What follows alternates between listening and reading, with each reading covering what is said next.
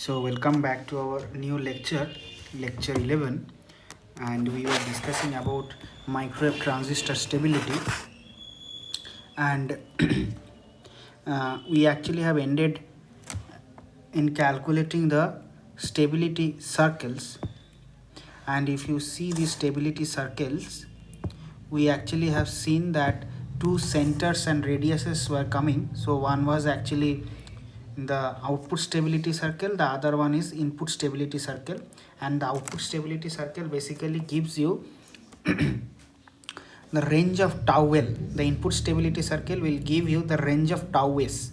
So tau L, the range of tau L you will get while solving the equations mod tau in equal to 1, mod tau in equal to 1, and the other one you got it by solving tau out mod tau out equal to 1. So this is the range of tau S. And I told you that it was extremely simple to write the equations. If one center and radius you can remember, then the other center and radius you can easily write, because you just have to replace 2 by 1 1, 2 1 by 1 2. Like that I have written it here. So you can see the similar way I wrote tau in and tau out by just interchanging 1 1 and 2 2. So it was actually in denominator 1 minus s2 tau L divided by in tau out it will be tau S. Earlier I put it in tau L. So just to make it clear, it is a small correction. So I hope that this part it is clear.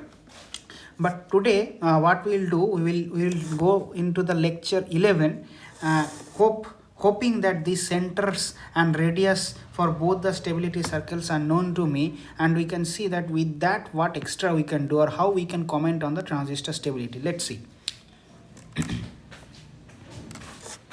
So let's start lecture 11.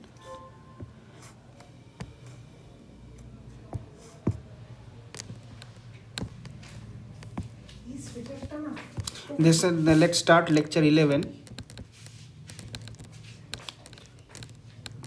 So today it is, I think, 5/12/2020. So the gain circles are defined in terms of complex value, which specifies the location of the stability circle on the complex tau plane, and a real value, which we have seen in both the cases it is real, which was the radius. Now let me draw it in a tau plane, because all the equations that we have got, tau L and all, this all actually it's giving you a center and radius, and it is actually all done in a input impedance or the tau plane. So I will first draw the Smith chart. So let's say this is my Smith chart. So constant resistance circle and constant reactance circle I did, and now let me see the how this input stability and output stability circle look like. So let's say I am drawing it one circle here, and I can draw the other circle, let's say it is here. So this is what so this is nothing but your Smith chart.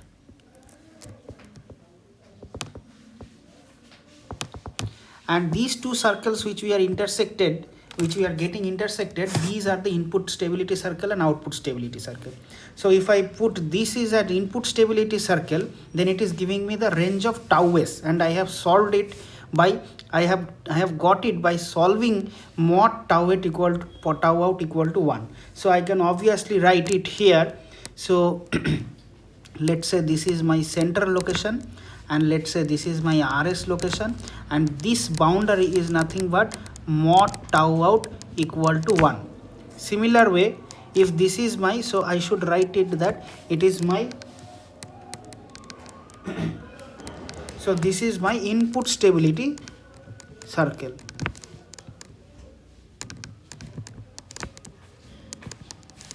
and this circle let's say then it will be output stability circle.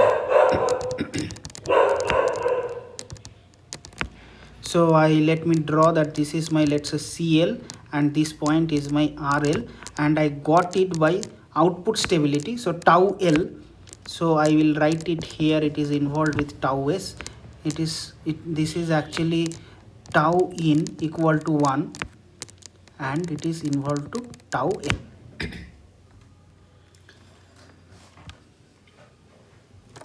Now, so what actually it means? It means that the we have to, from this figure I have to find it out that the which zone is stable, and the stable zone, in that stable zone whatever load reflection coefficient or the source reflection coefficient falls, that will give you a sustained amplifying action, and the other one will break into the oscillation. So to do that, what we will do, we will try to make a choice. So what we'll do, we will try to make a choice.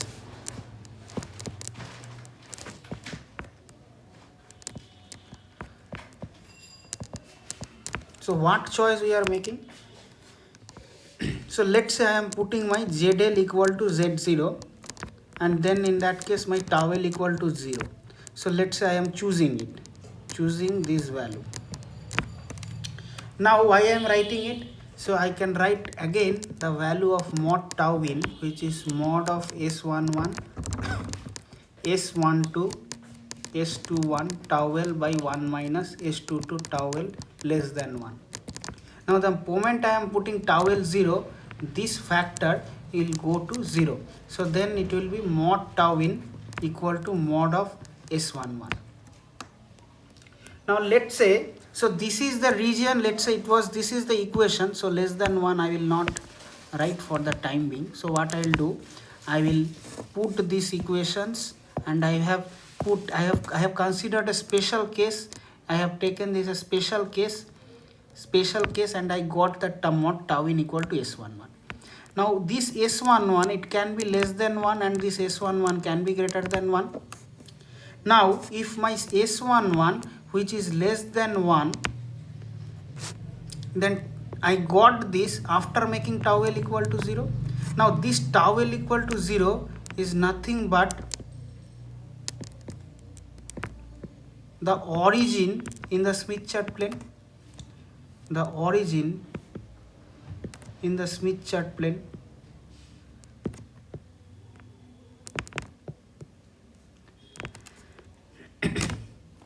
So if it is like that, then I will again draw.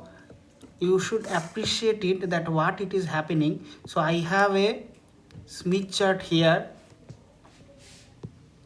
and I have got a CL and RL, or I have got a, so let's say this is CL and this is RL, and this was giving my range of tau L, and I got it from mod tau in equal to 1. In this case, when S11 less than 1, putting tau L equal to 0, so tau L 0 means it is origin, and S11 if it is less than 1, then this should be my stable region. So I will write that it is my stable region. I will write that it is my stable region.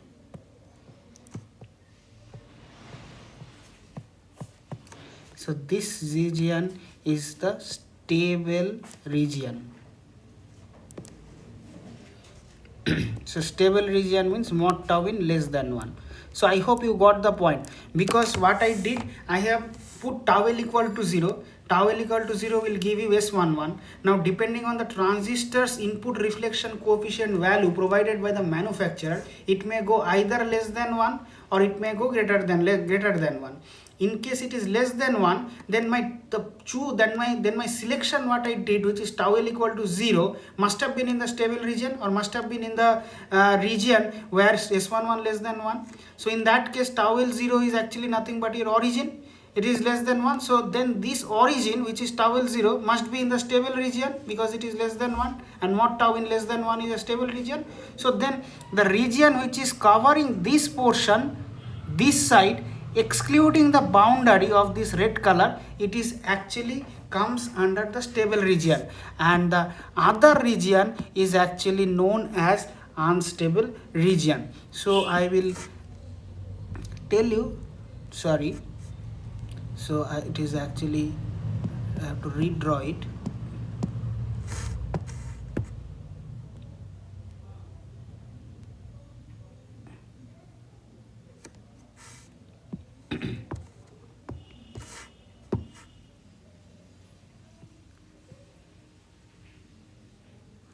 So in that case, this becomes my unstable region, the cutting portion.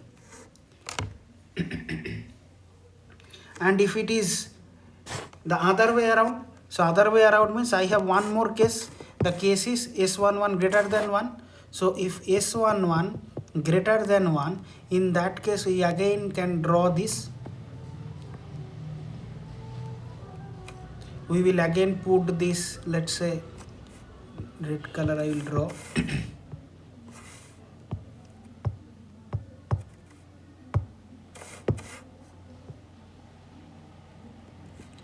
So let's say this is CL and let's say this is RL. So in that case, if it is S11 greater than 1, that means my tau L equal to 0, which is origin, is in the unstable region. So in that case, I will write that this becomes my unstable region.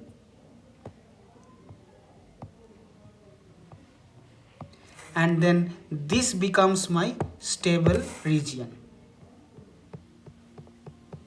So I will write this is the region which is mod tau in less than 1. In this case, this becomes the stable region. So make a note that these shaded green blue color is notifying the stable region.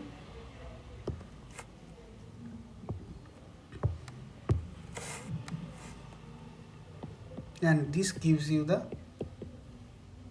unstable region. So similar way, so basically this gives you the complete picture for the range of stability considering tau L. So now if I draw that tau L means and which side of the transistors I am talking about, I am talking about this 2-port network. Let's say it is a gain stage, this parameter it is defined, and then I have defined one network called ZL. So this is my tau L, this is my tau out, or you can say it is my Z out. So the entire explanation or the entire discussion gives the stability range considering at the output side. So I am specifying that it is my output side. Now similar way one can do the analysis for the input side.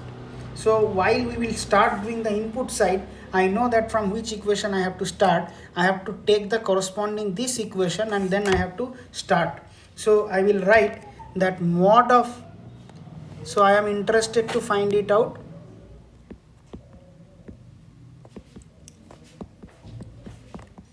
So I am interested to find it out the stability circle corresponding to tau s.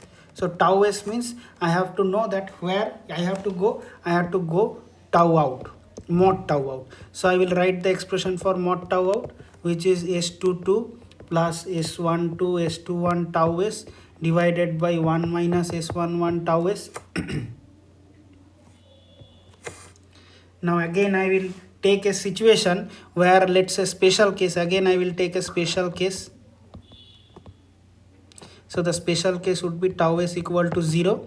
In that case again mod tau weight, it will depend on S22. So based on the magnitude of S22, I can have two cases. One case would be mod of S22 less than 1, and the B, it can be S22 can be greater than 1.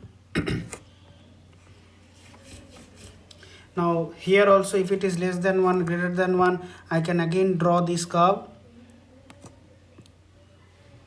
So let's say this is my Smith chart. In the complex tau plane, I will again draw the I will again draw this, but now it will be CS and RS, and this is actually mod of tau out equal to 1. Now I have to find it out which is less than 1 and greater than 1. So let's say if I am in case A, mod S22 less than 1, and then tau s equal to 0 is origin. So S22 less than 1 means again it will give you mod tau out greater than 1. So S22 case A. So let's say I am writing it case A. So S22 less than 1. So then tau s equal to 0 we have put. So then mod tau out will be less than 1. So the region tau s equal to 0 surrounding is obviously in the stable region. So in my case again the stable region is coming here. The stable region is coming here, and I should write that this region is nothing but my mod tau out less than 1. And similarly the region that I will now show it in red color is basically the region which is unstable. And in the other way around, you can again take this curve and you can do the other analysis. So let's say I will write it for case B, if S22 greater than 1. In that case,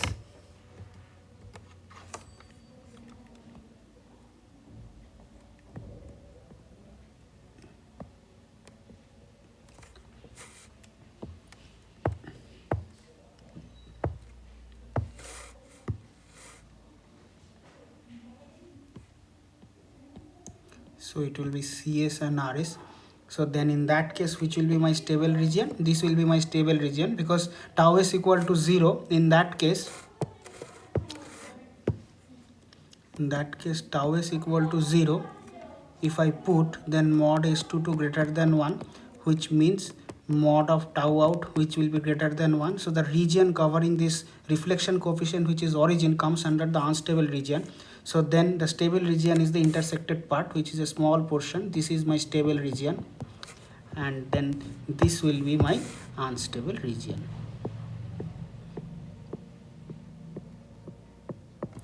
Okay, so basically we have found out that which is the portion for the stability and which is my stable region and which is my unstable region. So here also I will write that this curve red color I am showing it all unstable region, and the blue color, let's say I am showing it all stable region. Now my question to you is, so I have defined it for input stability and output stability. So one case is S22 greater than 1, other case is S22 less than 1. The similar way we have defined it for a load reflection case, which is one is S11 less than 1 and other case is S11 greater than 1. So this case is S11 less than 1. Now the case is so based on this discussion, then one can think that one can interpret that when I can say that my device is unconditionally stable. So at any point of time my device will not go into will not go into oscillation. So the condition for, so I am writing the condition for unconditional stability.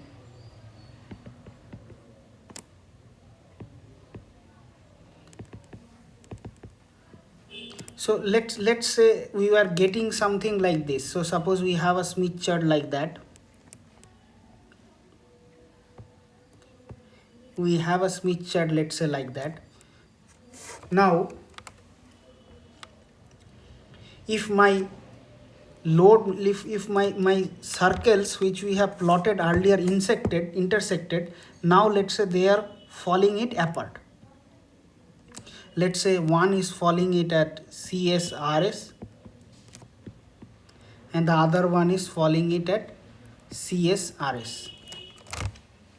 Sorry, one will be CLRL. So let's say one is CLRL.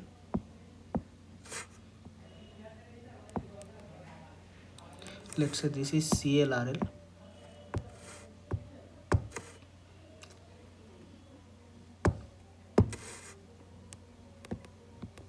So this is the case. You see these circles are actually not getting intersected. So this is the case for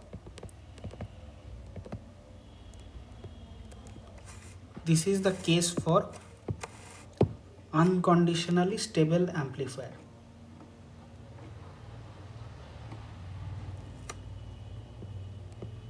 Unconditionally stable amplifier. Now mathematically how I can express that? Mathematically I can write it. So mathematically generally how we will write it? So what we will tell? We will tell as if that the distances is such that these circles are not intersecting with the Smith chart. So I can write it that the distance mod CL minus of RL should be greater than 1. Then they will not intersect for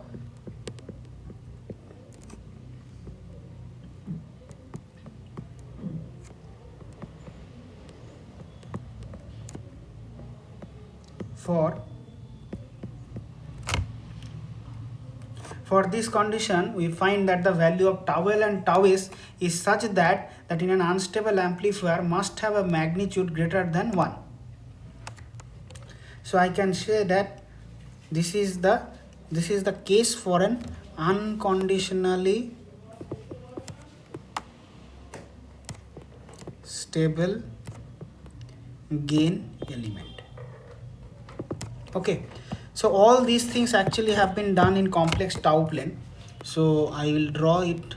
So it is tau R, it is tau I, here also it is tau R, tau I,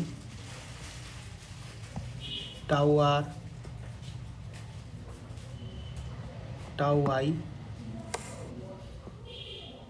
tau I, this is tau R. You should keep it in mind that this is drawn in complex tau plane, because the way we have put the equations is giving a circle expressions, a locus of circle in the complex tau plane.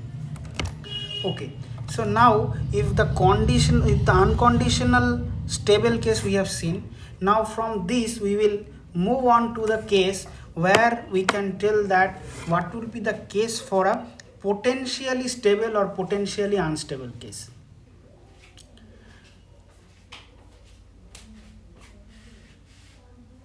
So to do that, what we will do, we will again define something called, so this is my condition for unconditional stability, and the next thing is conditional stability, something which is conditional stability.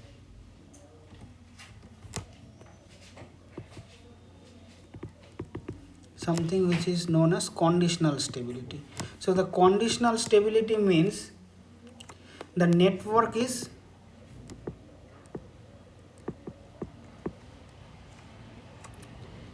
conditionally stable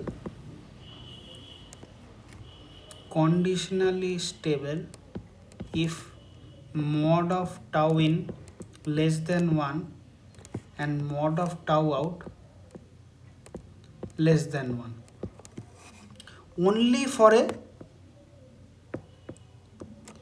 only for a certain range of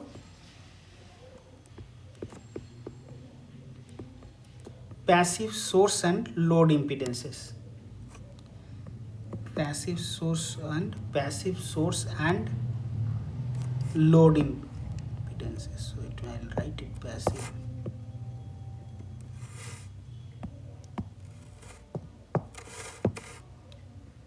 source and load impedances.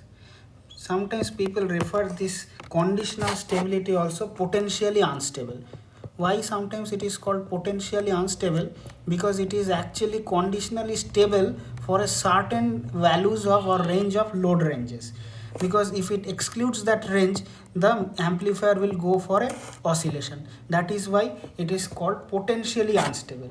And why conditional? Because if the range is selected such that it falls in the tau in and tau out less than 1, obviously I will get a good amplifier action and it will not break into oscillation.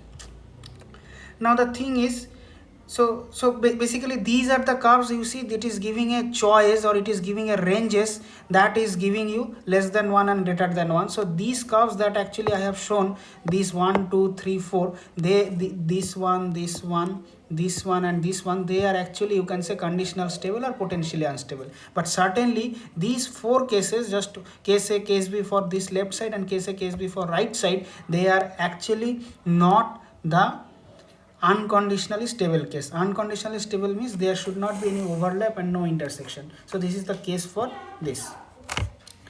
Now, having said that, we have to find it out whether we have any kind of easy test to determine whether my transistor is actually amplifier or it can act as an oscillator. So by looking just at the S parameter values, we have to verify whether we can do it or not. So we have to check either by this Smith chart plot, or sometimes we can do it by looking at the S parameters, whether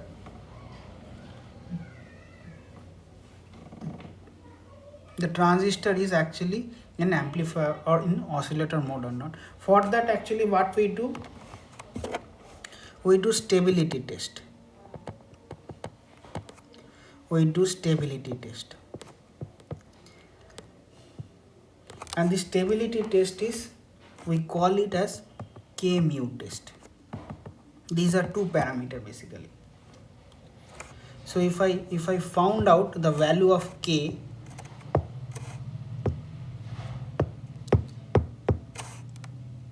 if I found out the value of K equal to 1 minus mod of S11 square. So this I am writing just an expression from a paper. You don't need to go to the paper right now. This is done by some set of microwave researchers. They told that with this help of the S parameter matrix and this determinant, which is S11 S22 minus S12 S21, you can use these S parameter and this. If you find out a value which is K, which is greater than 1, and delta that you have calculated, if it is less than 1, this is the condition for unconditionally stable. This is also a condition for unconditionally stable. So if I go in a market and if I'm a manufacturer, if I pick a transistors and if I use its manufacturing S parameters and data and the determinant, if I put and if I calculate the value of K and the delta, and if I found that my K is greater than 1 and delta is less than 1, then I can certainly pick the transistor and I don't have to worry about its oscillation, because it will never break into the oscillation with any range of tau L and tau S, because the transistor is unconditionally stable. So that is why this test is so important. And if you found, anyhow in most of the transistors it may be found that this test is not suffice. So K greater than 1 and delta less than 1 you have done, and any one of that it is violating, then we cannot say that the transistor is unconditionally stable. Then probably that may be the case of this 4, and you have to look for some other options, or you have to find it out the range using these methods just discussed above, this case A and case B, and you have to find it out the range of load and source impedances that will not allow it to go into the oscillation. So that's why it's a very important, very important expressions and parameter. So that's why we always do this kind of test to check for a transistor's unconditional stability. And this test actually known for Rowlett test, and this K is termed as Rowlett factor.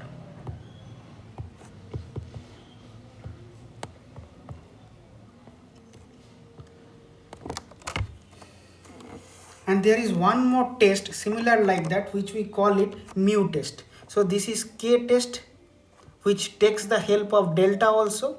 And you just have to be careful that whenever you are taking the conditions for satisfactions, you have to take K greater than 1 and delta less than 1.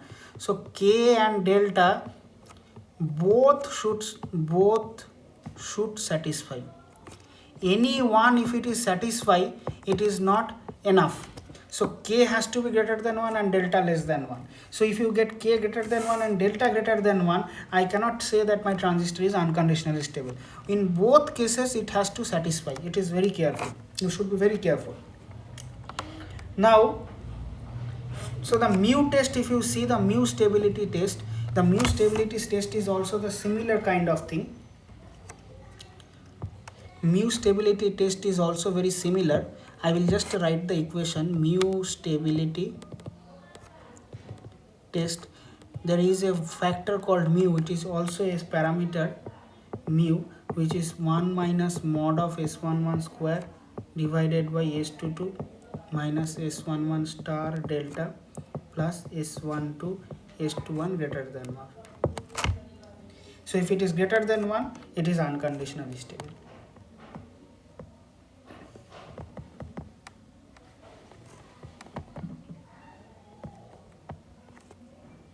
So large value of mu means greater stability.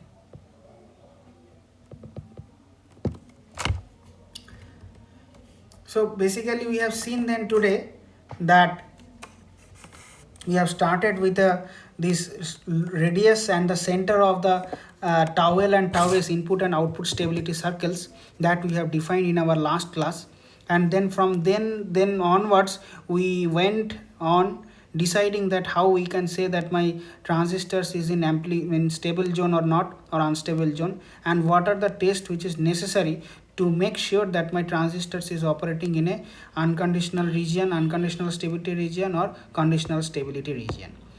So you should be very careful while doing this test, and today I am covering till this point. So after that we will solve some problem on this stability issues, and we will see that how these transistors can be used as an amplifier taking these stabilizations into account. So similar thing I can show that I will draw it for the sake of completeness. So this is the point where S parameter or the gain block, and this is the side where I have defined my tau S and ZS. So I will write it ZS here. So you can write it here, it is tau S, there it is Zin, and here it is tau in, and I was interested to do all the analysis at the input side. The output side there was nothing. Okay, so you go through this, and if you have any problem you can discuss in the live one of any of the live sessions that I will organize. And okay, so this is lecture 11. In lecture 12 we will solve some problem based on the discussions that we had in lecture 10 and lecture 11. Okay, thank you. Till then, goodbye.